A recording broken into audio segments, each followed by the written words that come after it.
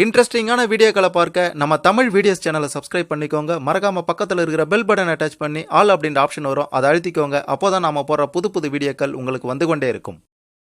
வீடியோக்குள்ளார போறதுக்கு முன்னாடி இந்த வீடியோவுக்கு மறக்காம ஒரு லைக் கொடுத்துக்கோங்க. சரி, வாங்க வீடியோக்குள்ளார போகலாம். ஈரோடு மாவட்டம் கோபிச்செட்டிப்பாளையம் அருகே இருக்கக்கூடிய மொடச்சூர் முத்துநகர் பகுதியை சேர்ந்தவர் தான் 30 வயதான சந்தோஷ். இவர் ஒரு தனியார் பேருந்தில் நடத்துனராக பணியாற்றிட்டு வராரு.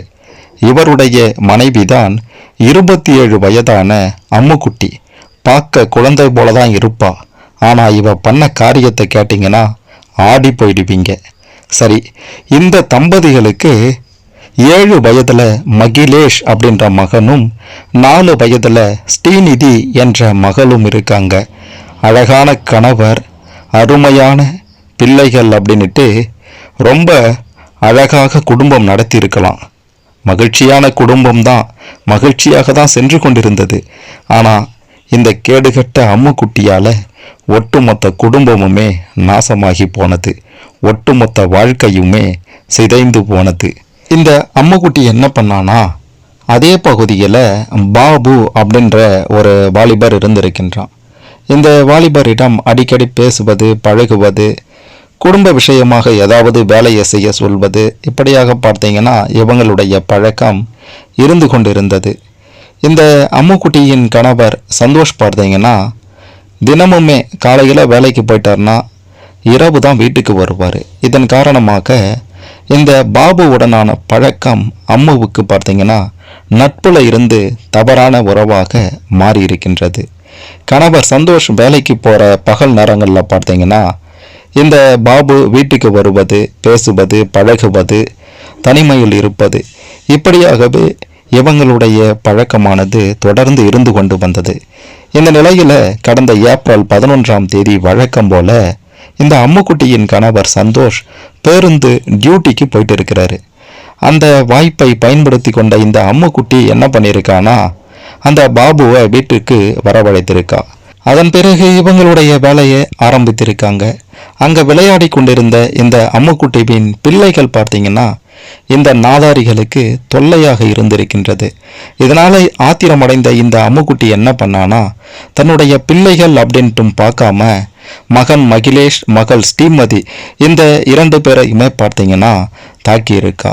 அது மட்டும் அல்லாமல் இவனும் கூட இருந்த பாபுவுமே பார்த்தீங்கன்னா பிஞ்சி குழந்தைகள் அப்படின்ட்டு கூட பார்க்காம அவனுமே தாக்கி இருப்பதால் பலத்த காயம் ஏற்பட்டது. இதன் காரணமாக, அதாவது இந்த மாதிரி ஆகிடுச்சு. அதன் பிறகு பார்த்தீங்கன்னா அந்த பிள்ளைகளை தனியாக விட்டுட்டு இருக்கா ஒரு ரூமில். அதன் பின்பு இந்த பாபு அம்முக்குட்டி பார்த்தீங்கன்னா தனிமையில் இருந்திருக்காங்க. காலையிலிருந்து மாலை வரைக்கும் வீட்டில் இருந்த பாபு பின்பு மாலை நேரத்தில் தான் வீட்டுக்கே போயிருக்கான். இரவு ஒரு 8 மணிக்கு வீடு திரும்பிய இந்த அம்முக்குட்டியின் கணவர் சந்தோஷ் தன்னுடைய பிள்ளைகளுக்கு இப்படி ஆயிடுச்சு அப்படின்ற மாதிரியும், அதாவது பிள்ளைகள் கதறி அழுதுருக்காங்க. இதனை பார்த்து அதிர்ச்சி அடைந்திருக்கிறாரு சந்தோஷ்.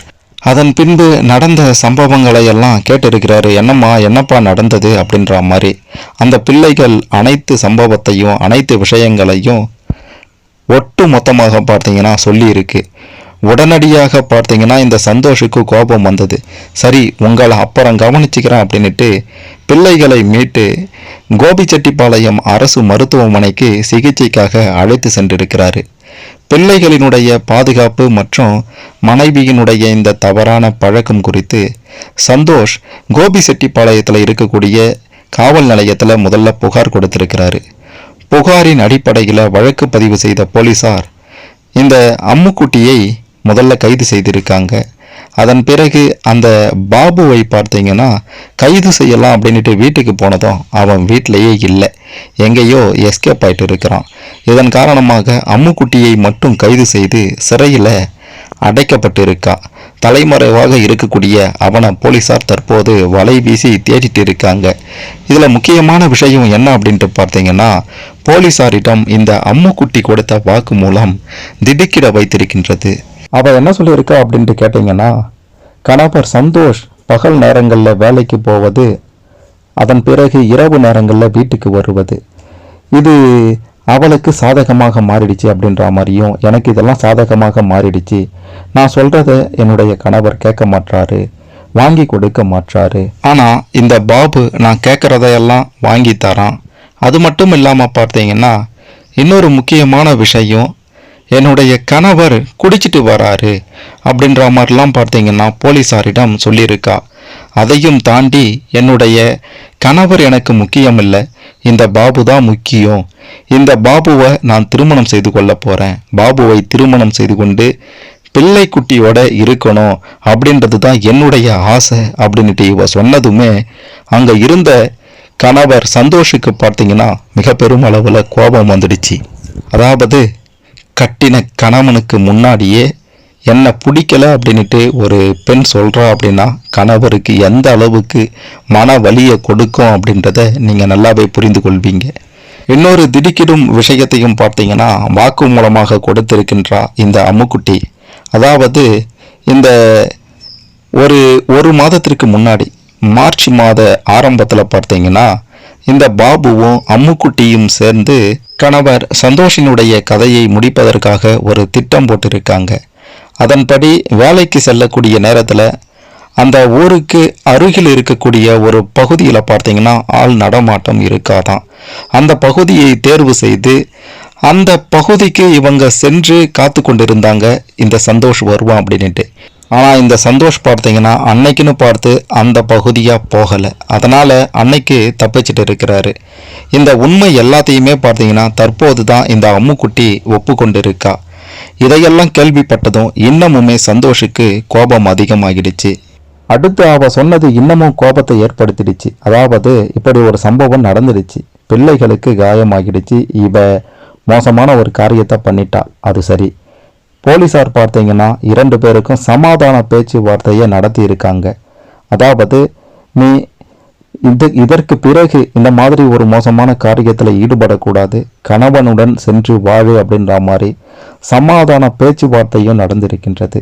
ஆனால் அதையெல்லாம் கேட்காத இந்த அம்முக்குட்டி என்ன பண்ணியிருக்கானா, வாழ்ந்தா அந்த பாபு கூட தான், இல்லைன்னா நான் வாழ மாட்டேன் அப்படின்ட்டு அந்த சமாதான பேச்சுவார்த்தைக்கு ஒரு முற்றுப்புள்ளி வச்சுட்டா. இதனால் இந்த சந்தோஷ் இன்னமுமே கோபமாகி இருக்கான்.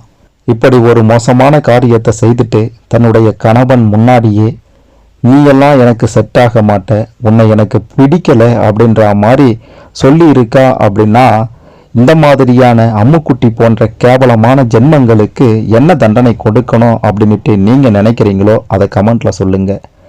இன்னொரு முக்கியமான விஷயம், இந்த மாதிரியான ஒரு பெற்ற பிள்ளைன்னு கூட பார்க்காம அந்த பிள்ளைகளை பார்த்தீங்கன்னா இந்த மாதிரி பண்ணியிருக்கா இந்த அம்முக்குட்டி.